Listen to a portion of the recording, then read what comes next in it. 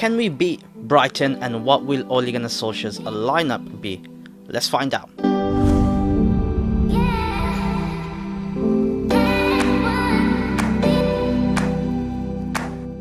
Sup everyone, this is Draco Evolve back yet again with a match preview, Brighton versus Manchester United in the Premier League. If you want to discuss this particular game or any game or just have a general chit chat, I Twitch every Monday, Wednesdays and Friday, 5 PM GMT. The channel name should be appearing on the screen right now. So Brighton versus Manchester United in the Premier League. Can we beat Brighton to kickstart our Premier League season after one game that we lost in the last game? And can we get some sort of consistency in a potential Ole Gunnar Solskjaer's lineup? Let's have a look at the table first. As you can see, it's still early days. You know, nothing is set in stone. Manchester United lie in 15th position, whilst Brighton lie in 8th position. However, Brighton have played one game extra than us. Well, they have won once and lost once. In the Premier League, you can see they lost the first game but won the last game with an excellent result for them in Newcastle last week. Contrast to Manchester United, we are roughly 1 week behind everyone, you know, in terms of games, in terms of preparation, in terms of anything really. And we have lost our opening game at home to Crystal Palace 3-1. Remember that game? I think we all do. Anyway, the head-to-head stats. You can see the last time we have played Brighton, we have beaten them 3-0 away in June. That was the game running into the end of the Premier League where we were chasing the 4th spot. Yes, I had to think a little bit on that. But last 3 games, we have beaten them successfully 2-1, 3-1 and 3-0. We can potentially make this 4 games with the Seagulls in a row, which is the first time will happen in a very long time. Let's jump into my predicted lineup. As you can see, the lineup is popping up on your screen now. I went for a back four that has played against Luton. Luke Shaw, Bailly, Maguire and Wan-Bissaka. Look, I think that should be our back four going into the rest of the remainder of the season, assuming we don't sign any sort of centre back, which we have been linked to many. But look, Eric Bailly looked really good next to Harry Maguire, and I did say that, and I'm sure a lot of you have said that Eric Bailly complements Harry Maguire in so many ways. He's got pace, power and precision, right? Harry Maguire is more slower, lethargic, but he's got other good attributes, you can say. But so whereas Eric Bailly can kind of sweep around Harry Maguire, and we need someone that can sweep around. We need a defender with pace. Unfortunately, Lindelof, after the disastrous first game, he didn't feature against Luton. He's not a very good partnership for Harry Maguire because of the pace that he lacks.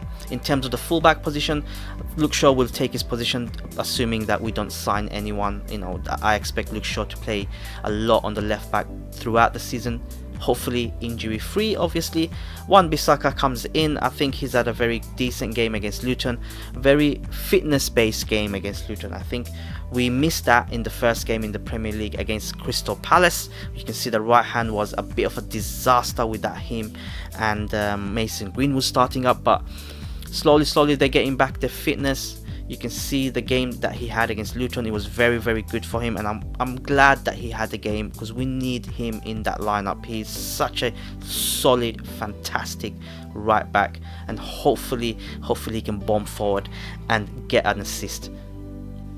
Onto the midfield trio, no surprises there. Matic, Pogba and Bruno Fernandes. The reason why I picked Matic, I think he's experienced, he's composed, he's defensively more astute than someone like Fred or McTominay or even Donny van der Beek. I think him keeping that position, especially against Luton, the way he dictated the play from there, simple passes going forward, back and forth, is a joy to have. Just play the simple passes to Pogba and Bruno Fernandes. Let them do the damage up front. Bit of eyes on Paul Pogba. Yes, he wasn't that 100% fit against the match at Crystal Palace or at home to Crystal Palace. He's been very disappointing. I did kind of give him a very bad review after the game. Check that review out, match review out. However, I think this game should be the game that he needs to show what he's made of, what he's capable of. It's still early days in the season. a potential loss here can make us 6 points behind Brighton. You know, forget the others, 6 points behind Brighton. And a win will determine whether Paul Pogba performs or not. I think if Paul Pogba has an A game, he makes the whole team tick. He has the potential to make the whole team tick. He's that kind of a player. So I think Paul Pogba, we expect him to have a very, very good game this game. I expect him, certainly. Do you? Bruno Fernandes hasn't been great going offensively in the Crystal Palace game. He was great working back and tracking back, but we need to see more of that. The way he has sort of ended last season, where he was instrumental in the way that we played offensively, way that we attacked offensively. I do feel that he's gonna step up this game. I think he's coming up fighting in the press conferences, which we'll get to in a bit. Up front, nothing really surprising really. Rashford on the left, Greenwood on the right, and Martial up front. Greenwood, I reckon he'll be back. I think he's had a good run in against Luton. Again, the fitness issue, the match sharpness needs to be coming back. Dan James has been a big suspect, and he has been caught out last game and many games before that actually on the right hand side. I don't think he's good enough to start for us, and I think every time Mason Greenwood is fit, he will start ahead of Dan James for sure. For sure. Martial obviously up front, no surprise. Igalo was a disaster, but Martial is the one that our number 9 striker. He's a number 9 striker. He's our number 9 striker, right? And I think he's definitely gonna start. That's my formation there as well, 4-3-3. Let me know your thoughts in the comments below. Do you agree with this lineup? I think it's good. According to Ole, which we'll get to, we have a full sort of squad to pick from. Everybody's fit, which is fantastic. Tuanzebe, I think he mentioned, he's coming back to fitness as well, and that's someone personally I would like to see.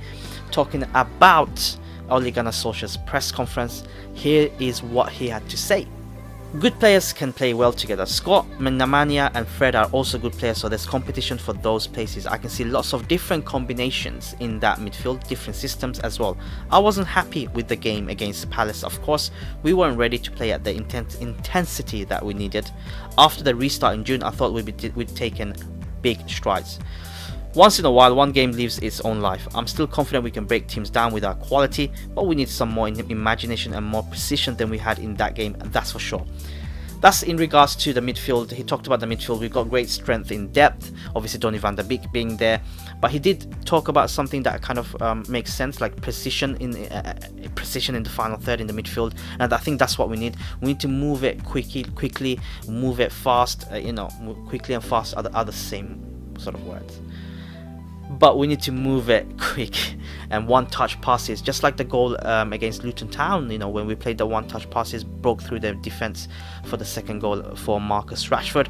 Obviously, we do have Donny van der Beek in the bench as an option. I don't think he's going to be a starter just yet, but I think the last 2 games he's slowly becoming a player that will challenge the midfield trio for a starting position.